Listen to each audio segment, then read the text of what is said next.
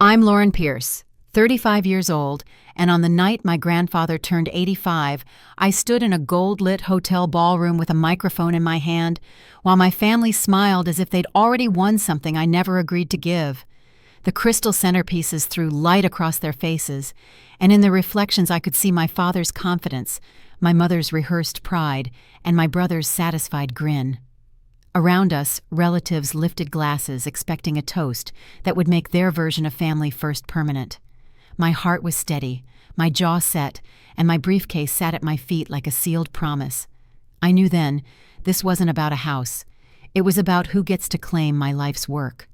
Before I go any further, tell me where you're listening from in the comments, and if you've ever had to stand firm when people you love pushed past your boundaries, hit that like and subscribe so you don't miss what comes next. I grew up in a modest ranch house on the edge of a Midwestern town where the summers smelled like cut grass and the winters taught you to respect black ice. And from an early age, my grandfather Henry made sure I knew how to shake a hand, tell the truth, and leave things better than I found them. He ran a small hardware store off Main Street and let me count screws by the pound while he told quiet stories about courage returning money when the register was over fixing a neighbor's fence before they had to ask. My grandmother Ruth kept a ledger in tidy blue ink and would smile when I balanced it to the penny, saying that integrity wasn't a speech, it was a habit. At home, the rules sounded similar, but they landed differently. My parents valued appearances, tidy lawns, and Sunday photos where everyone looked like a brochure, and the unspoken order of things always leaned toward my brother's needs. Then my sister's comfort with my own space somewhere after those were met. Still, I believed if I worked hard enough, I could earn room to breathe. When I left for college, I took those lessons with me and built a life that made sense.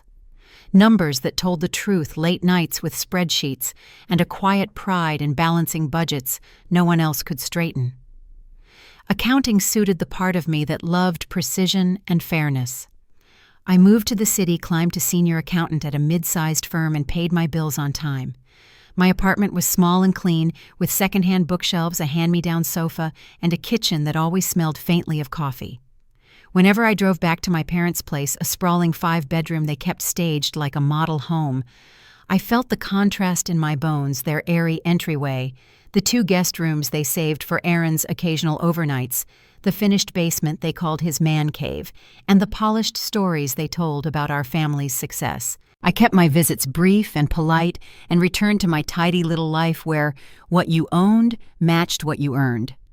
The turn came on a Friday. I almost missed a brief email stamped with a subject line that sounded like a typo. The firm was done, the doors would be locked by Monday, and there would be no severance.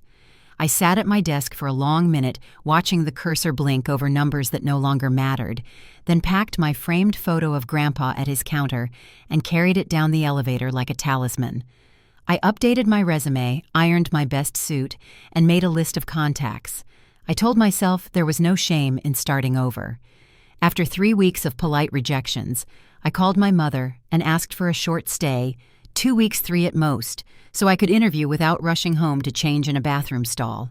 Her voice softened into that careful tone she used for difficult subjects, and she said there wasn't any room now, not with Aaron's family needing space when they visited, and surely I could understand how families had to plan ahead. I reminded her they had 5 bedrooms for 2 people and offered to take the basement, the couch, the floor if needed. She sighed, said timing was tricky, and suggested I check with Brooke just in case. I told myself it was a misunderstanding that grown children and busy calendars made simple things complicated, and I focused on logistics, extra shifts, early alarms, and interviews stacked back to back. I kept my apartment as long as I could, worked evenings to cover rent, and reminded myself that the job market eventually turns.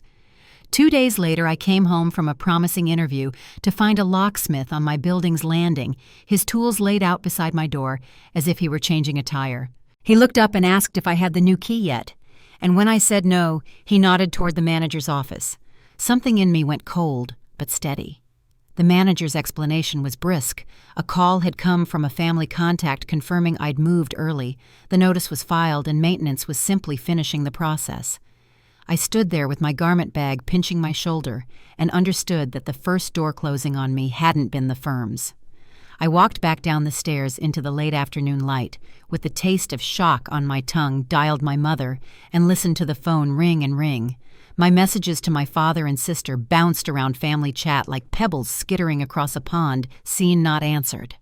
The locksmith kept working. The click of his tools felt final, like a period at the end of a sentence I hadn't agreed to write. I took one slow breath, looked at the framed photo of Grandpa in my tote, and told myself I would find a way through this. What I couldn't know then was how far the people closest to me were willing to push, or how much strength I would need to reclaim what they would later try to claim as theirs. I spent the first night in my car behind a strip mall pharmacy. The overhead lights stayed on all night, humming softly, and the sound of the vending machine clicking to life every few minutes made it hard to sleep. I folded my coat under my head, scrolled through job listings on my phone, and told myself this would last only a few days. It was early spring, still cold enough to make your breath visible, but not yet the kind of cold that numbs your hands. I thought of the 5 empty bedrooms back at my parents' house and the space that was never available for me. By morning, the back seat of my sedan looked like a survival kit: a tote of clothes, a laptop bag, 2 grocery sacks with dry food, and the framed photo of Grandpa Henry. I couldn't bring myself to pack away. When the sun came up, I drove to a nearby gym that offered day passes, showered quickly, and sat in the car park sipping instant coffee from a travel mug. I still wore my work suit for interviews, though the jacket creased at the elbows and the collar refused to stay flat. I remember smoothing it out with my palms, trying to look like someone who still belonged in an office. Those first weeks blurred together. I worked mornings at a coffee shop, afternoons, entering data from home for a small accounting firm, and weekends stocking shelves at a discount store. Between shifts, I scoured listings and sent out resumes, sitting in library parking lots for free Wi-Fi. Most days I fell asleep in the car before I could even think. I told myself to hang on until something broke open. Brooke texted once or twice short messages that felt more like conversation fillers than concern. Any luck with interviews, she'd ask, followed by a photo of her husband's new promotion gift, a watch that probably cost more than my car was worth. I answered politely, knowing she wouldn't notice if I didn't. Aaron didn't text at all. My parents, when they called, left voicemails filled with sympathy and advice about being proactive and thinking positive, as if encouragement could fill a gas tank. One morning the car heater gave out completely. I layered every piece of clothing I owned and still woke with my fingers stiff. A passing security guard tapped on my window before sunrise, asking if I was all right. I smiled, thanked him, and moved to a different parking lot across town. Every day became a quiet calculation of miles, fuel, and coffee refills. The hardest part wasn't hunger or exhaustion, it was the silence that followed when I thought too long about how fast family can vanish when you have nothing left to offer. 6 months after losing my job, I had saved almost $8,000, just enough to keep me afloat, but not enough for a deposit in the city. I was on the edge of giving up when an unfamiliar number flashed across my screen. "Ms. Pierce," the voice said, calm and formal. "This is Peterson and Hill calling about your grandmother Ruth's estate." I sat in the driver's seat, frozen a granola bar half open in my hand. My grandmother had passed 2 weeks earlier. No one had called to tell me, not even my mother. The estate lawyer explained that Ruth had left me $30,000 and a handwritten note. He read it aloud at my request. "To my independent granddaughter, build something they can never take away." I pressed the phone to my chest after the call ended, breathing in the quiet that filled the car. That money, combined with my savings, was enough for a down payment. For the first time in months, the thought of a front door I could lock by choice made my throat ache. Within a month, I found a small 2-bedroom house on the edge of town. Built in the 70s, it had a tired porch swing and faded blue shutters, but the foundation was solid and the furnace worked. The realtor, a patient woman with kind eyes, slid the keys into my palm at closing. I drove straight there, unlocked the door, and stood in the empty living room staring at the scuffed hardwood floors. For a long time, I just listened to the silence. It wasn't lonely, it was mine. That first night, I slept on an air mattress with a blanket rolled at the end. The walls smelled faintly of paint and old pine. I took a picture of the house keys resting in my hand and posted it with the caption, "New Chapter." I didn't expect anyone to notice, but my phone lit up within minutes. "So proud of you," my mother wrote. "Send the address," my father added. Brooke sent a string of heart emojis followed by, "How'd you afford this?" Aaron wrote, "Nice, my kids would love to visit Aunt Lauren's place." 8 months of silence. Then suddenly everyone remembered I existed. At first I let it feel like reconnection. I invited them for dinner that Sunday, wanting to share what little I had built. I spent my last $100 on groceries following my mother's pot roast recipe, even though my table still used paper plates and mismatched chairs. The food turned out tender and warm, filling the kitchen with the kind of smell that used to mean home. They arrived 40 minutes late. My mother's first words as she walked through the door weren't "congratulations" or "I'm proud of you." She looked around the small living room and said, "This is far too big for just one person." My father nodded, inspecting the crown molding. "Good bones," he said. "With a little work this could double in value." Aaron paced from room to room, measuring spaces with his eyes like he was already rearranging things. "Kids' toys would fit perfectly in the second bedroom," he said with a grin. Brooke leaned against the counter, tracing her finger along the surface, as if checking for dust. "How much did Grandma really leave you?" she asked lightly. "Enough," I said, keeping my tone even. They stayed 3 hours walking through every room, opening closets, and discussing potential improvements, as though it were a property tour. Before leaving, Aaron laughed and said, "If you ever get tired of this maintenance, we could always swap. You take our house, we take yours. The kids need a neighborhood like this." Everyone chuckled like it was harmless, but I noticed how no one looked at me when they laughed.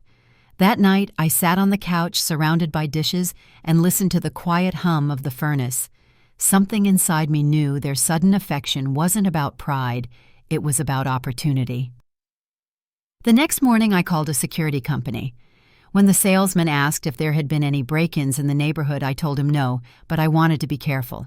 He showed me a system that backed up footage to the cloud and worked even if the power failed. I paid extra for that model. Over the next few weeks, the visits increased. Sometimes my parents dropped by unannounced, bringing small things like baked goods or extra decor from their home. Brooke stored boxes in my basement for just a few days that turned into weeks. Aaron left 2 children's bikes in the garage, saying he'd pick them up soon. I kept track quietly, watching patterns form like slow-moving storm clouds. At family dinners, the conversation always circled back to me, my house, my lack of husband, my 2 empty bedrooms. My mother said it was a shame to let such space go to waste, especially when Aaron's children needed room. Brooke added that families should help each other, and my father agreed with a smile. Then one evening I came home early from work with a headache and found my mother in the kitchen making copies of my house keys. "Mom, what are you doing?" I asked. She turned startled. "Oh, just spares in case of emergency. You should have given us a set already." I told her I didn't want anyone having copies. Her eyes softened, as if she were the one being wronged. "We're your parents. What if something happens to you?" I said quietly. "Then you can call a locksmith." She pressed her lips together and left without another word. That night I called Daniel Carter, a friend from college who now worked in real estate law. "Document everything he told me. Every visit, every text, every comment, and change your locks tomorrow." I asked if he really thought they'd try something. His answer was simple. "People who feel entitled to your success will always escalate. The only question is how far." The locksmith found signs that someone had already tried to copy my keys. The scratches on the brass were fresh. I watched him work, my hands trembling slightly as the new locks clicked into place. Later that afternoon, my phone rang. My mother's voice came through sharp. "Our keys don't work." "What keys?" I asked. There was silence. "You changed the locks," she said. "Your own family." "My house," I answered. "My locks." The line went quiet for a long moment. Then she said, "We'll see about that," and hung up. Outside, the sun was setting, spilling red light across the porch railing. I stood at the window watching it fade, realizing that the real battle hadn't even begun. The silence after my mother's call didn't last long. By the next afternoon, I could feel the tension spreading like a slow leak. My phone buzzed with a string of messages from Brooke, each one a mixture of guilt and pressure. "Mom's worried sick. Just talk to her," one said. "You're being dramatic," said another. A few minutes later, Aaron added his own. "You really changed the locks. What kind of daughter does that?" I didn't answer any of them. Every word on that screen reminded me that peace in this family always came at the cost of surrender. 3 days later, they showed up again. No call, no warning. I pulled into my driveway after work to find both of my parents' cars parked there. The porch light glowed against the evening sky, and through the window I saw movement inside. For a second, I thought maybe I'd left a lamp on. Then I saw my mother's handbag sitting on the table. My heart dropped. When I opened the door, the living room looked slightly off. The throw blanket was folded differently. The mail I'd left on the counter was sorted into neat piles. From the hallway came my father's voice, calm, almost cheerful. "There she is," he said. "We were just finishing up." Mom smiled like we were all part of some shared surprise. On the coffee table sat a folder thick with printed pages. "We have a proposal," she said. I set my keys down and didn't sit. A proposal for what Dad flipped the folder open, revealing printed Zillow pages and photos of my own house. "You move back home for a while," he said. "Save money, get back on your feet, and Aaron can take over the mortgage here. Everyone wins." "I'm not giving Aaron my house," I said, steady but quiet. Dad corrected me. "Not giving, transferring. He'd assume the payments handle upkeep, and you'd get a break. You'd actually come out ahead." The burden of owning my own home, I said mostly to myself. Mom's tone softened into something rehearsed. "Sweetheart, you don't need all this space. Aaron's family could really thrive here. It's a better neighborhood for the kids." I looked at both of them, feeling that same familiar weight pressing down, the one that always appeared when they decided my life needed rearranging. "No," I said. "I'm not interested." Dad's smile thinned. "Be reasonable. Your grandmother's money helped pay for this. That was family money." I felt my pulse pick up. "Grandma left that money to me." "For the family's benefit," Mom said, stepping closer. "You know she'd want her great-grandchildren safe." "Then Aaron can buy his own house," I said. Dad's voice hardened. "Not everyone got a windfall. You can't hoard everything because you're single and comfortable." That word hoard hit like a slap. "Get out," I said quietly. "Excuse me." Mom blinked. "Get out of my house." For a second, no one moved. Then Dad stood his folder, snapping shut. "This isn't over. Family takes care of family, Lauren. One way or another." After they left, the house felt smaller, as if the air itself had changed. I sat in the living room, the silence pressing against my ears until my phone buzzed again. It was Brooke this time. "You're tearing this family apart," her message read. Mom hasn't stopped crying. Dad's blood pressure is through the roof. A photo followed Aaron's kids smiling in their backyard. The caption read, "They deserve better." Within hours, the family group chat came alive. Cousins I hadn't heard from in years sent long paragraphs about shared legacy and what Grandma would have wanted. Uncle Dan posted a quote about generosity. Aunt Susan suggested a compromise, meaning I should let Aaron's family move in temporarily. The messages stacked like bricks, each one pressing harder. I muted the chat, but the notifications kept flashing on the screen. By the end of the week, more than 20 relatives had weighed in, and the story had shifted. I was no longer the daughter who built herself back up after losing everything. I was the selfish sister hoarding space while children suffered in a smaller home with a pool. The next call came at midnight. My mother's voice was tight with tears. "Your father's health is failing from all this stress," she said. "Do you really want to be responsible for that?" "His stress isn't my responsibility," I said. "We did everything for you growing up," she snapped. "And now you turn your back on your family. You locked me out when I needed you most," I said. "That's not how it happened." I opened my security app and pulled up the footage from the day I changed the locks my father standing on my porch, testing keys that didn't work. "I have it on video," I said. She was silent for a long moment. "You're recording us now? I'm protecting myself." The line went dead. 20 minutes later, Aaron texted, "We need to talk tomorrow. My lawyer will be present." I stared at the screen until my vision blurred, then called Daniel. He answered on the second ring. "They're escalating," he said when I explained. "Bring every document you have, deed, will mortgage. Come by my office tonight." As I gathered my papers, something on my security app caught my eye. The footage from that afternoon had a gap 2 hours missing from when I was at work. My chest tightened. I switched to the backup camera hidden inside the smoke detector. The timeline was intact. Someone had been inside. I drove home fast, headlights cutting across the quiet street. From the driveway, nothing looked unusual. But the moment I stepped inside, I saw at the kitchen drawers half open, the papers on my desk slightly shuffled. A faint scent of my brother's cologne lingered in the hallway. I followed it to the spare bedroom. My desk had been pushed against the wall. My office chair was gone. An air mattress now filled the center of the room, and in the corner sat 2 plastic bins labeled Aaron's Kids' Toys. I stood there numb until instinct kicked in. I called 911. Someone broke into my house. I said, my voice steadier than I felt. 2 officers arrived within 20 minutes. Officer Morales took my statement while her partner inspected the house. I showed them the footage from the hidden camera, clear as day. My brother unlocking the door with a copied key, my parents carrying boxes, Brooke standing outside on her phone. "Ma'am, do you want to press charges?" Morales asked. I hesitated, then nodded. Yes, I do." They were still there when Aaron's SUV pulled into the driveway. He saw the police cars froze, then tried to back out. Morales' partner waved him over. Aaron stepped out, all calm confidence. "Hey, officers," he said. "Just checking on my sister." With a key, I asked, holding up the evidence bag that contained the one he'd dropped. He smiled. "You gave me that key. I changed my locks last week. That's a fresh copy." The officers looked at him differently after that. Sir Morales said, "We'll need you to come to the station for questioning." "This is ridiculous," he said. "It's a family misunderstanding." "Breaking and entering isn't a family matter," she replied. "It's a crime." Within minutes, my parents arrived, their voices filling the night air before they even reached the porch.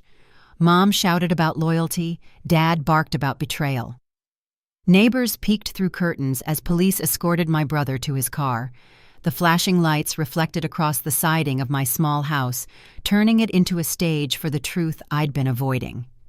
My family had stopped seeing me as one of them a long time ago. When the officers left, I locked every door twice and stood in the hallway until the sound of engines faded. The smell of their cologne still clung to the air, faint but stubborn. I went to my desk, opened a new folder on my laptop, and labeled it simply Evidence. The next morning, Daniel reviewed everything and exhaled slowly. "They have no legal claim, but they're not done," he said. "They'll try something public. Be ready for that." I didn't ask what he meant, but I would find out soon enough. Grandpa Henry's 85th birthday was 2 weeks away, and my mother had already called to make sure I was coming. She said they'd reserved a ballroom at the downtown hotel and hinted there would be family announcements. Her voice carried that same sharp sweetness I'd learned to recognize trouble disguised as warmth. When I hung up, I looked around my quiet little house, still scattered with traces of their intrusion, and understood that the next battle wouldn't happen behind closed doors. It would happen in front of everyone. The morning after my mother's call, Daniel's words kept echoing in my mind. "They'll try something public. Be ready for that." I didn't need to ask what he meant. My family never made a move quietly, especially when reputation was at stake. The invitation to Grandpa Henry's 85th birthday arrived that same afternoon, thick ivory paper with gold lettering and a handwritten note at the bottom, family announcements to be made. I sat at my kitchen table, the sunlight falling across the envelope, and knew exactly what they planned to do. Still, I accepted. I wasn't going to hide from them, not after everything they'd already done. The days leading up to the party felt longer than usual. Every errand turned into a rehearsal of what might happen. I went over my documents with Daniel Deed, copies the will, the police report from the break-in, and every threatening text or voicemail. He helped me organize them into labeled folders. If they corner you in public, he said facts are your safest armor. Stay calm, no matter what they say.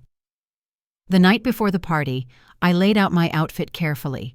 A dark navy dress, a simple blazer, and the pearl necklace my grandmother had left me. I hadn't worn it since the day I signed my house papers, but it felt right. Before bed, I checked the security app one last time.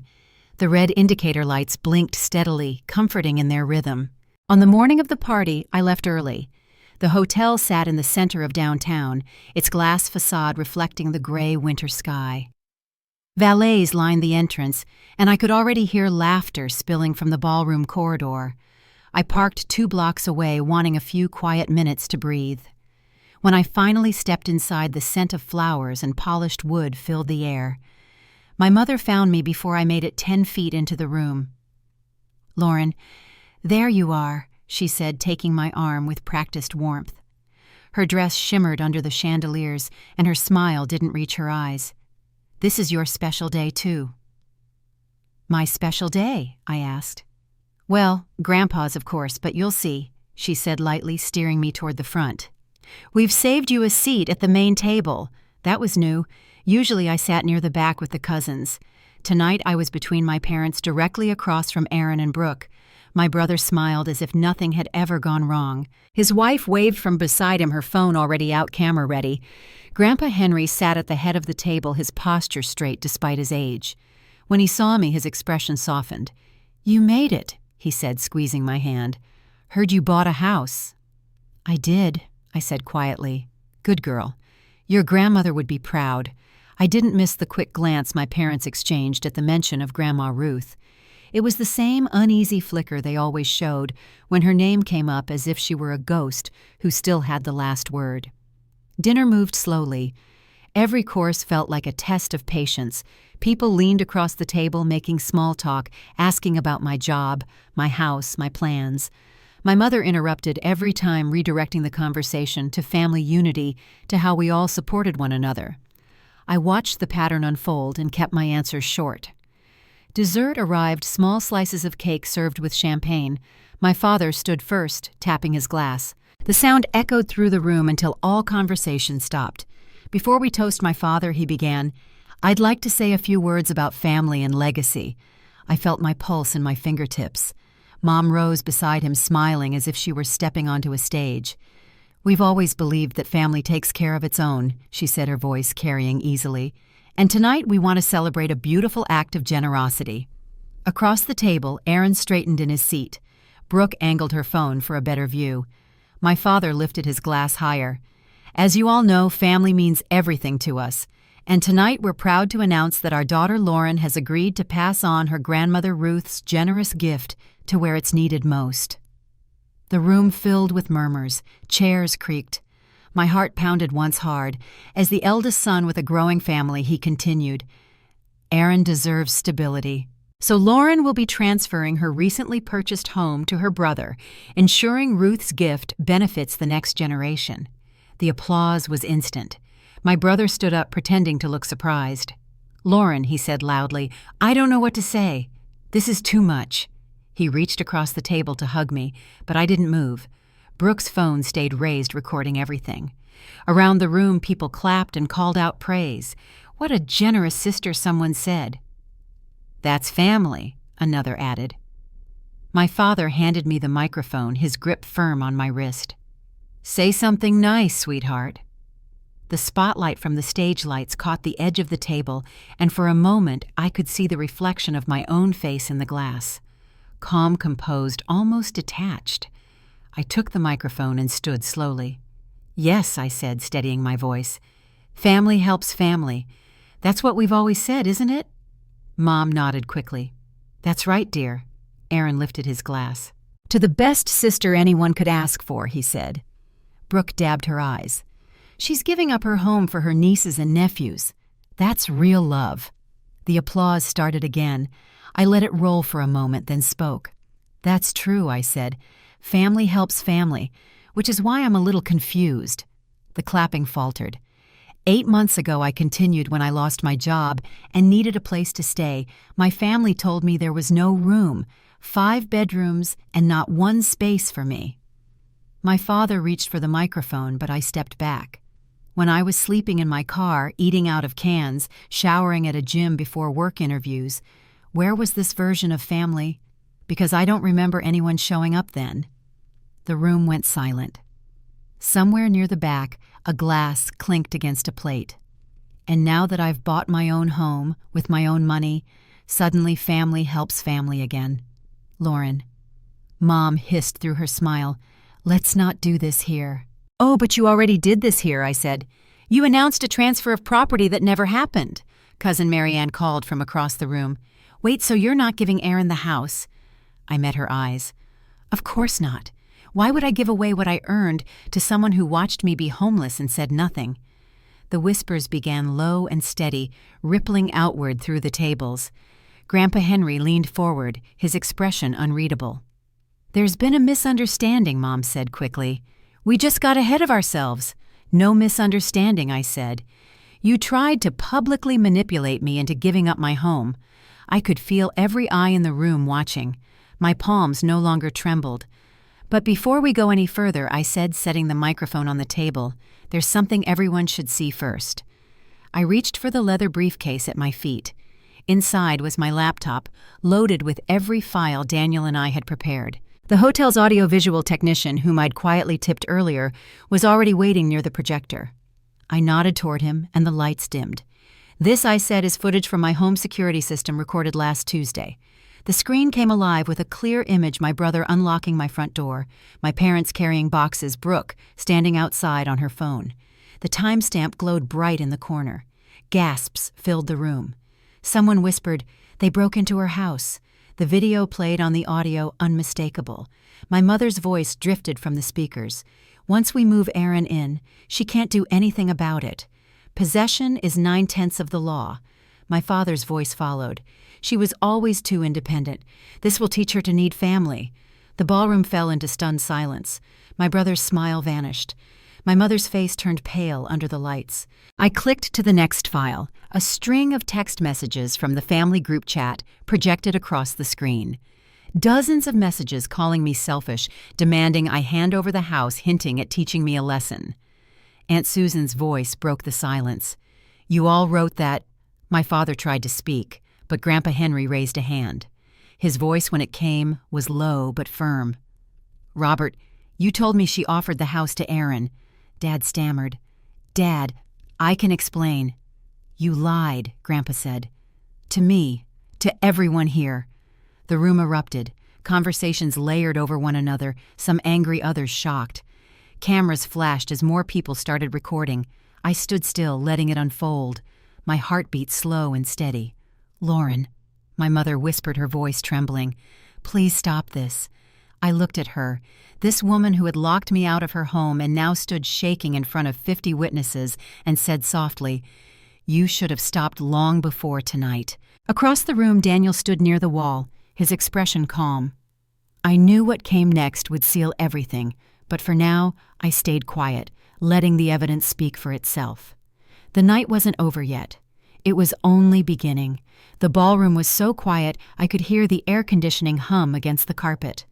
My mother stood frozen beside the projector screen, her face drained of color. My father tried to recover his voice, shaky but still searching for control. "Turn that off," he said. "This isn't the time or place." I looked toward the technician. "Leave it," I said. The man hesitated, then kept the footage rolling. The sound of my father's own voice filled the room again, louder now through the speakers.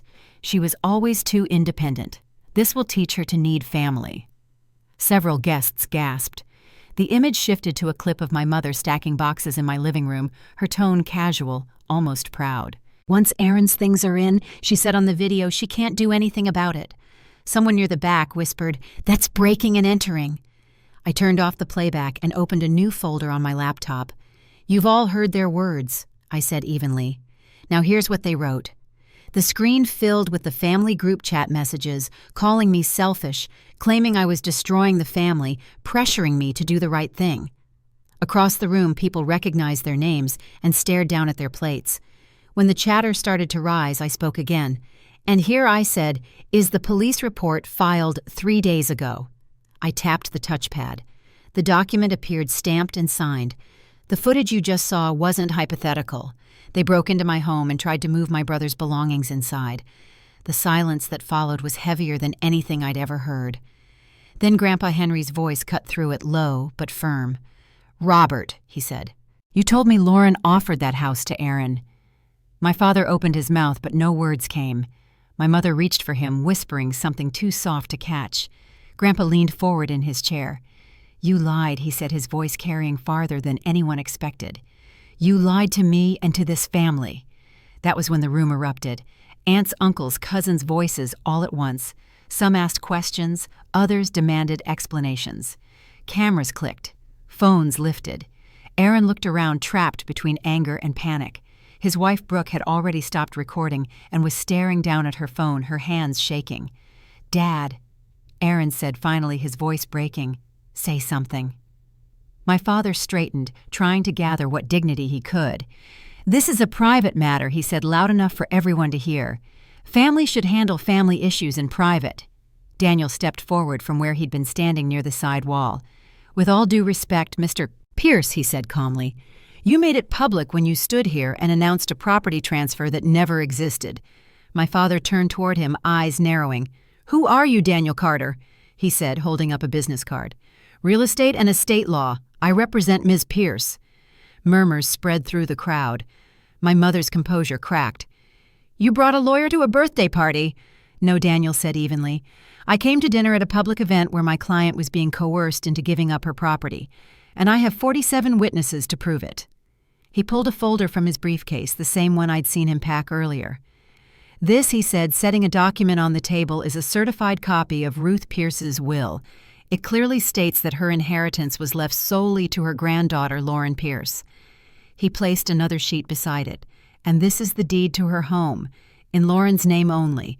No joint ownership, no co-signers." Aaron's chair scraped back. "You can't do this," he said, his voice rising. "That house was bought with family money. Grandma meant it for everyone."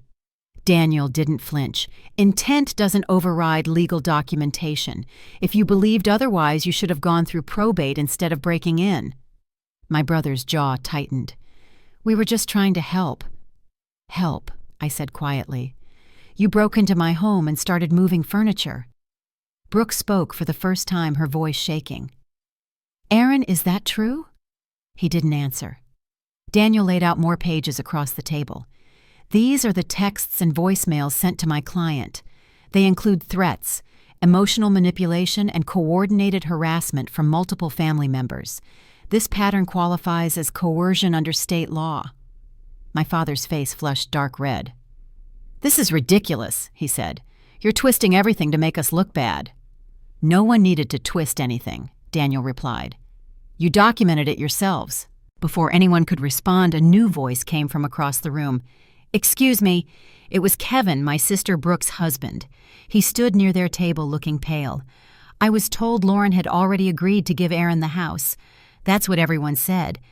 Brooke turned to him, startled. "Kevin?" He stepped back. "Don't," he said. "I just saw those messages. You all lied." The room had turned into a slow-moving storm. Chairs shifted, guests murmured, and the Pierce family's polished image was unraveling thread by thread.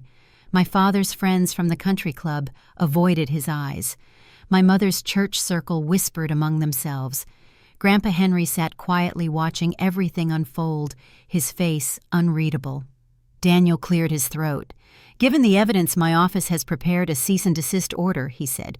"It prohibits further contact or claims to Lauren's property. If not signed tonight, we'll proceed with criminal charges, breaking and entering harassment, attempted fraud, and conspiracy to commit theft." My father slammed his hand on the table. "That's blackmail." "No," Daniel said calmly.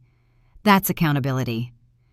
I reached into the folder and pulled out one more piece of evidence, my grandmother's handwritten note, the one she'd left with the inheritance.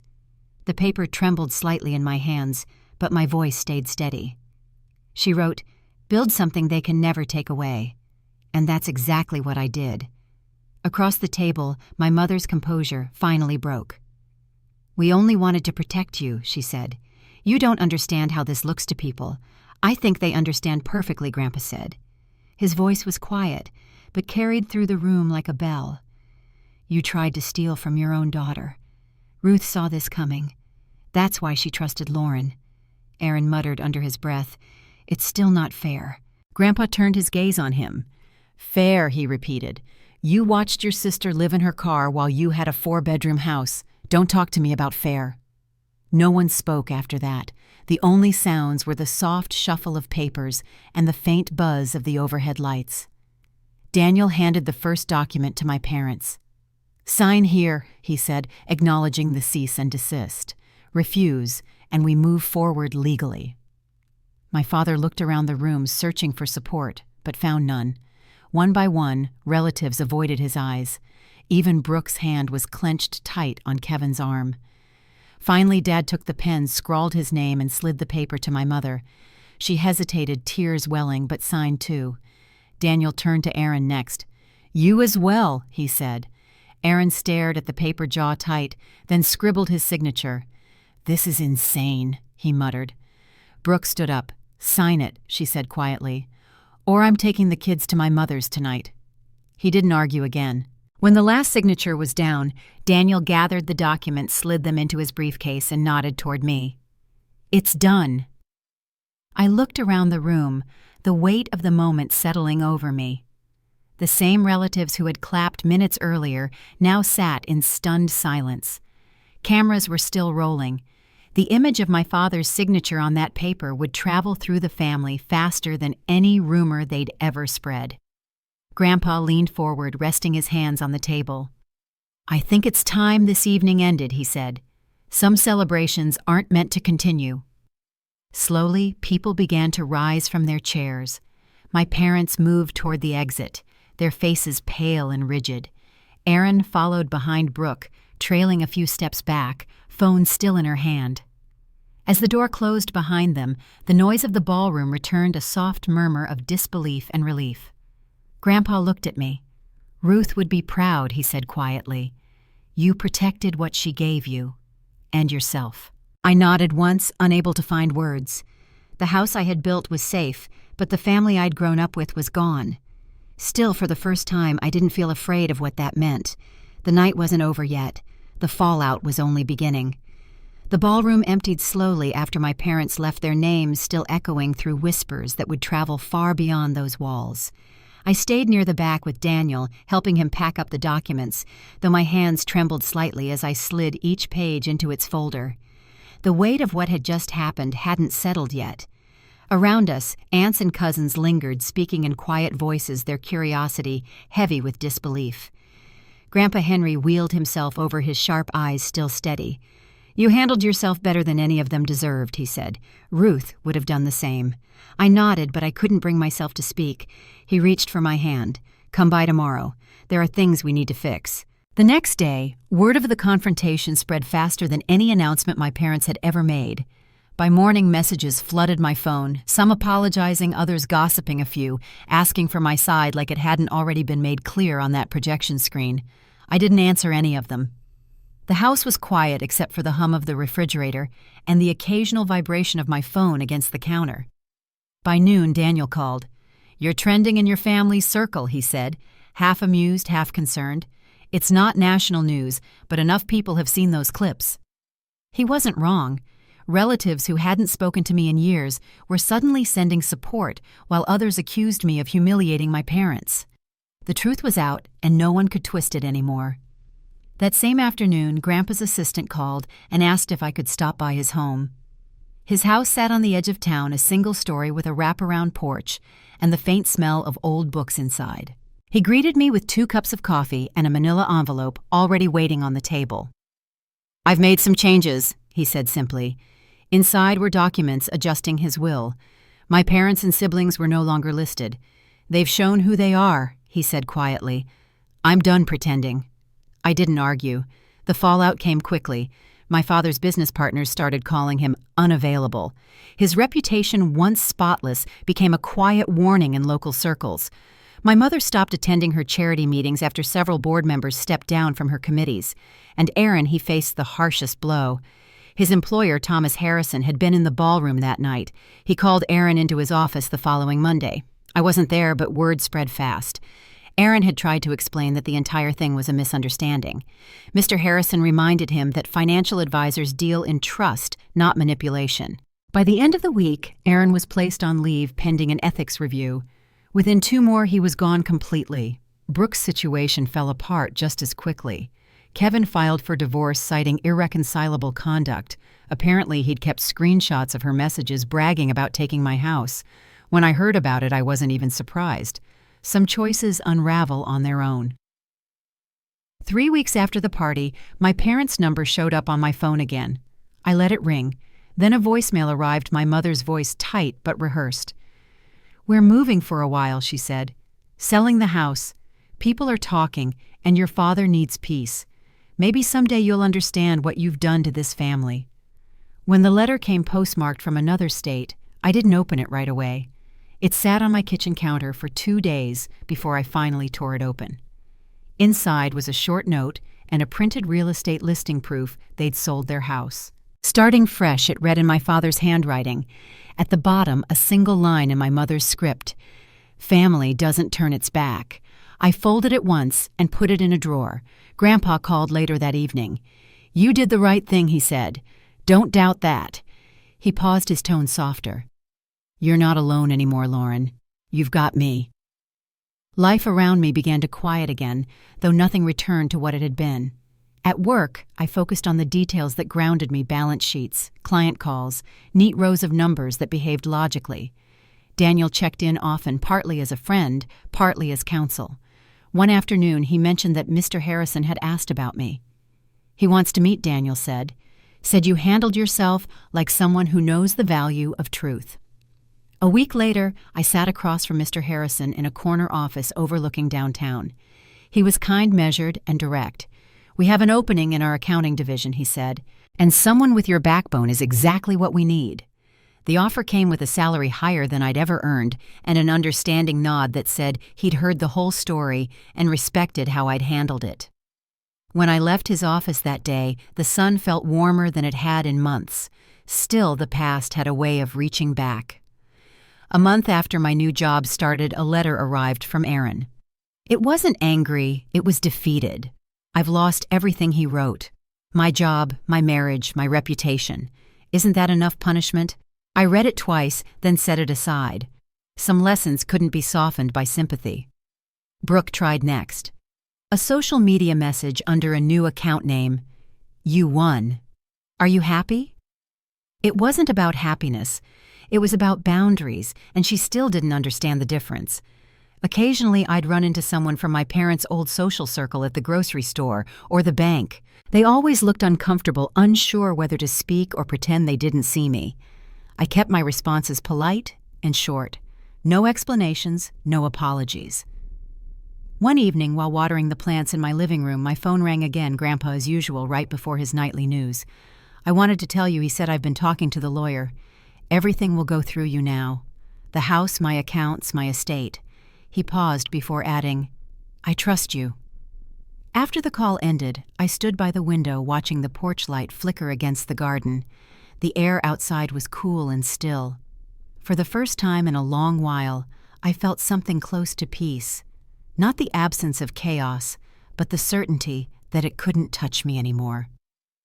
A week later, Daniel stopped by with final copies of the legal paperwork for my parents' cease and desist.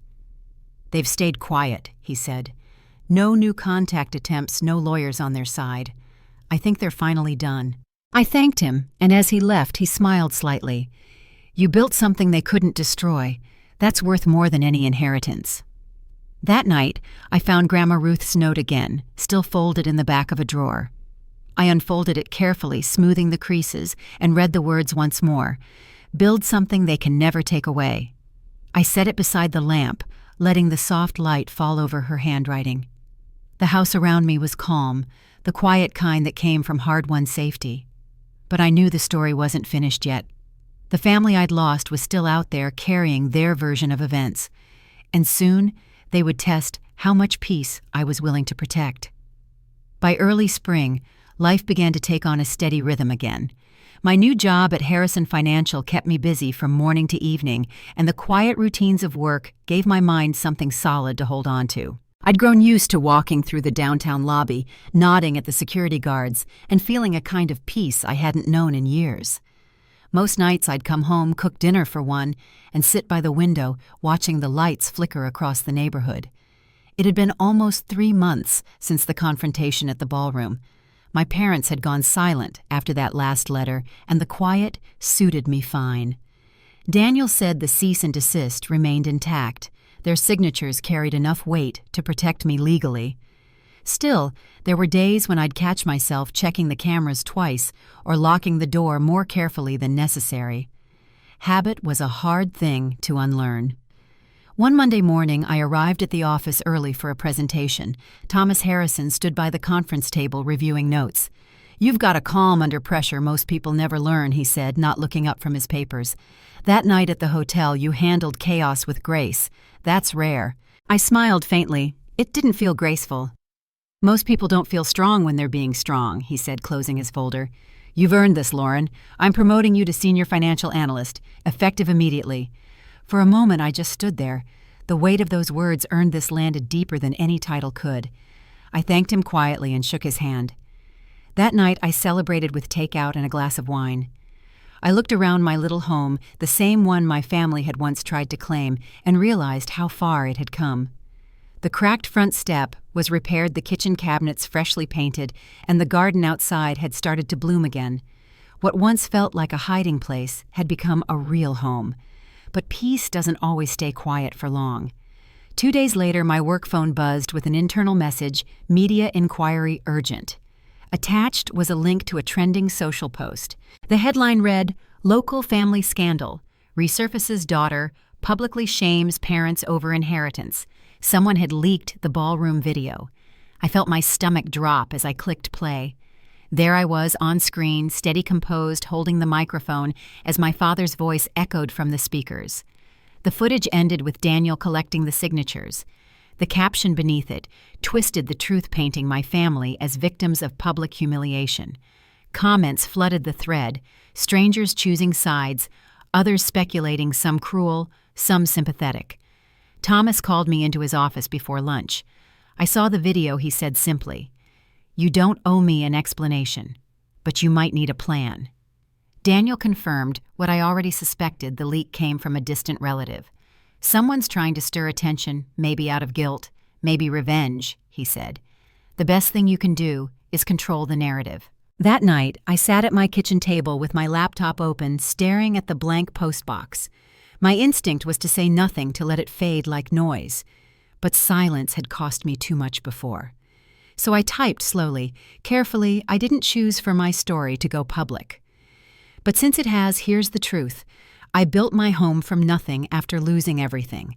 I will never apologize for protecting what I've worked for. Boundaries are not cruelty, they're survival. I hesitated, then hit post. The response came overnight.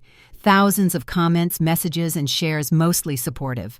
People wrote about family betrayals, about being the invisible child, about learning to set boundaries after years of guilt. For the first time, the story wasn't about scandal. It was about resilience. By the end of the week, a local magazine reached out for an interview. Daniel advised caution, but Thomas encouraged it. "If you tell your story in your own words," he said, "no one else can twist it again." The interview went live under the headline, "From Homeless to Homeowner, One Woman's Lesson in Self-Worth." The tone was honest, measured, respectful. They didn't name my family directly, only referred to public footage of a dispute over inheritance.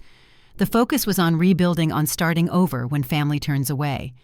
When I returned to work the following Monday, there was a small bouquet of flowers on my desk. The card read, "Integrity looks good on you. TH." But not everyone was proud. A private message came through my personal account that night from my mother. "You made us into monsters," it said. "You think the world will love you forever. Wait until they move on." I stared at it for a while, then deleted it without responding. The block button had become my quietest boundary. 2 weeks later, Daniel called again. "They violated the cease and desist," he said. "Your mother's message counts as contact. We can file an extension." I sighed. "Do it. I don't want them reaching me again." He filed the paperwork the same day. The next morning, my phone buzzed with a new notification, a formal update from the court clerk. The restraining order had been extended for 3 more years. It felt final in a way that words rarely do. Around that same time, Aaron's name surfaced again, this time in a news release from the state licensing board.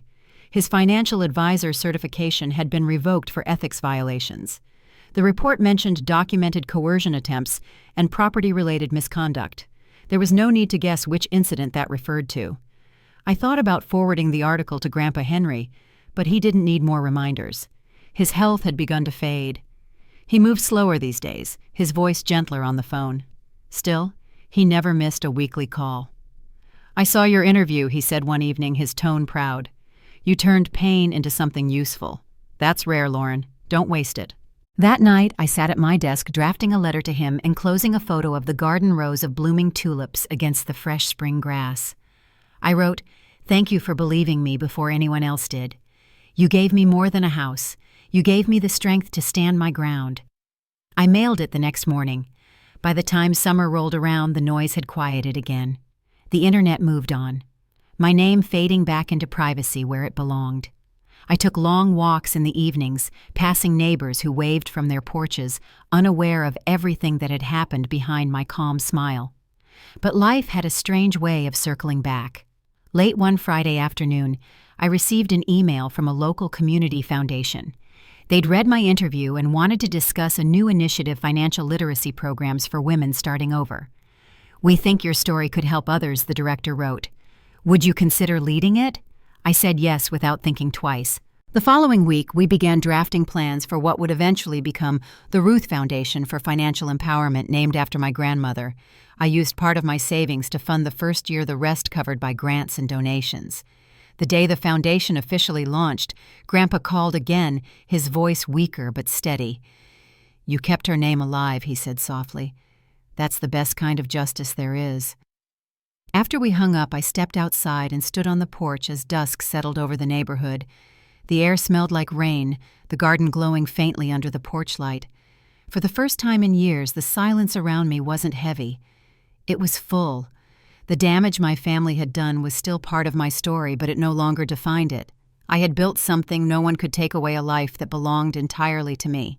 And though I didn't know it yet, the piece I'd built would be tested one final time in a way that would show me just how strong that foundation really was. The call came one late summer evening, just as the last light faded from the garden. It was Daniel, his voice softer than usual. "Lauren," he said, "I just heard from the nursing home. Your grandfather passed away peacefully this morning." For a long moment, I couldn't speak. I sat at the kitchen table staring at the little vase of tulips I'd kept since the foundation launch. The silence in the room pressed against me. Then I whispered, "Thank you for telling me." The next few days moved slowly, like time had been folded in half. Grandpa's funeral was small, his request. Only close friends, a few relatives who hadn't taken sides, and those who'd stood by him through everything. When the service ended, I stayed behind as the others drifted toward their cars. The air was warm and still. I knelt beside the headstone and placed a single white rose next to Ruth's name. "You were right," I said quietly. "I built something they could never take away." Afterward, the lawyer handling Grandpa's estate gathered us in his office. His voice was kind but formal as he explained the details. Most of what Grandpa owned, including his house and savings, had been placed in trust under my care. My parents and siblings weren't included. There were no surprises, no drama, just the quiet finality of his decision. He'd left one note written in his careful, uneven script: "Family isn't who claims you. It's who stands beside you when no one else will." That night, I went home and opened a bottle of wine. The house felt different now, both emptier and more complete. I thought about how far we'd come from that cold winter, when I lived in my car, counting every dollar, convincing myself things would change someday. They had, but not in the way I once imagined. A few weeks later, I received a letter from Aaron's daughter, Lily. The envelope was decorated with small doodles and stickers, the handwriting neat but young. Inside was a short note. "Thank you for talking to me that day at the coffee shop. Mom says I remind her of you, strong and stubborn. I hope that's true. We're doing better now." I smiled reading it. There was something healing about knowing the next generation saw through the mess, that the truth hadn't been lost completely. I wrote her back telling her to keep studying hard and to never let anyone make her small for being different. Work at the foundation grew faster than I expected. We started small financial literacy workshops for single mothers and women rebuilding after divorce. Within months, we'd partnered with a community college to launch evening classes. I taught the first one myself, standing in front of 20 women, all different ages, all with that same tired determination in their eyes. "You're not alone," I told them, "and you don't owe anyone an apology for surviving." When class ended, a few stayed behind to talk. One woman, about my mother's age, said softly, I wish I'd heard this 20 years ago.